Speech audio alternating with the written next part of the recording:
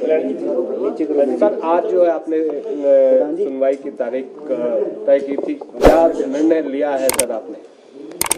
ऐसा है कि जैसा आपको मालूम है कि हमारे 3 जो माननीय सदस्य 14वीं विधानसभा के हैं, श्री होशियार सिंह जी देरा से और केएल ठाकुर नालागढ़ से और आशीष शर्मा हमीरपुर से, इन्होंने 22 मार्च को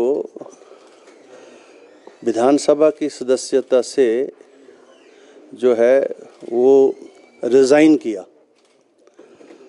और वो रेजिग्नेशन जो था 22 को हुआ, 23 को इन्होंने जो है भारतीय जनता पार्टी को ज्वाइन कर लिया और इसकी इंक्वायरी थी। बीच में चुनाव था, सभी और पार्टीज़ जो हैं, जिसमें एक हमारे पास एक पटिशन भी आई जगत सिंह नेगी जी की तरफ से एंटी डिफेक्शन लॉ में, उन सब की इंक्वायरी करने के बाद जो 3 माननीय सदस्यों ने जो अपने रेजिग्नेशंस दिए थे उनको मैंने एक्सेप्ट कर लिया है और वो तीनों अब जो हैं इस माननीय सदन के सदस्य नहीं रहे। They ceases to be a member of the 14th state assembly from today onwards.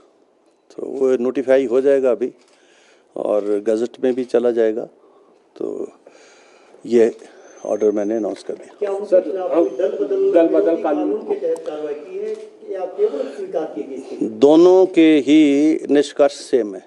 अगर आप रिज़ाइन कर रहे हैं, खुद दे रहे हैं, मेरे पास भी आ रहे हैं, सेक्रेटरी के पास भी आ रहे हैं, तो उसकी जो वॉलंटियरनेस और जेन्युइननेस है वो तो असर्टन हो जाती है। और उसके बाद जो दूसरी पटिशन जिसका जिक्र आप कर रहे हैं, जो एंटी डिफेक्शन लॉ में श्री जगत सिंह नेगी जी ने दी, उसकी भी ब्रीफ इंक्वायरी हमने की है और उसके पर हियरिंग भी है। अभी उस पटिशन की अभी हियरिंग भी है, फाइनल हियरिंग भी है जिसको मैं जा रहा हूँ। लेकिन चूँकि आज ये फाइनल ऑर्डर पर रखा था मैंने, तो इसलिए उनका जो रेजिग्नेशन है उसको तो मैंने एक्सेप्ट कर लिया। बाकी प्रोसीडिंग्स अभी दूसरी जो हैं, अब नेट रिजल्ट तो ये है कि this is to the member either way, either if I accept the resignation or they are disqualified. So this is a less harsh order which I am passing. Sir, अभी के लिए उनका इस्तीफा स्वीकार हो गया है, यानी वो अब सदन के सदस्य नहीं रहे। हाँ, सदन के एक्सेप्ट हो गया ऑर्डर, जो है अभी आपको मिल जाएगा साइट के ऊपर। जो जगत सिंह नेगी की पटिशन है उस पर फैसला कब आएगा सर? आपने कहा कि फाइनल हियरिंग है उस पर। उसका जो ऐसा है ना, नेट रिजल्ट तो यही है कि they ceases to be a member of the 14th assembly.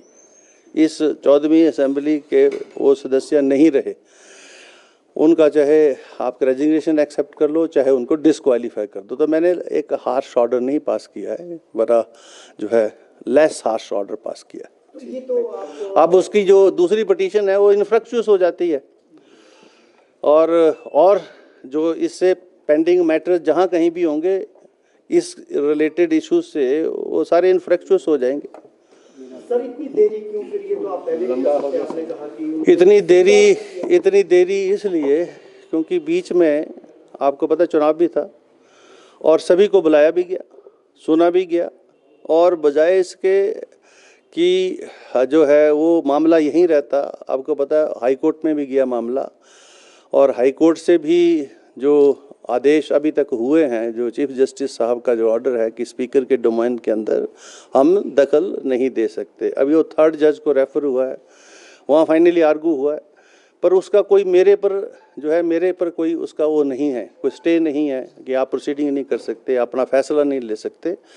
तो ये 2 महीने का समय जो है मिनिमम है, कुछ भी नहीं है, और इसमें इतना समय लगता है, टाइम भी देना पड़ता है, तो उस और जो रिकॉर्ड आया है उसको प्रोड्यूस भी करना पड़ता है। तो बड़ा डिटेल ऑर्डर मैंने लिखा है, आप उसको देख लेंगे तो आपको खुद संतुष्टि हो जाएगी। धन्यवाद, थैंक यू। लोकसभा चुनाव के नतीजे 4 जून सुबह 7 बजे से देखिए चुनाव नतीजों से जुड़ी हर खबर सबसे पहले, सबसे सटीक, केवल अमर उजाला पर, amarujala.com।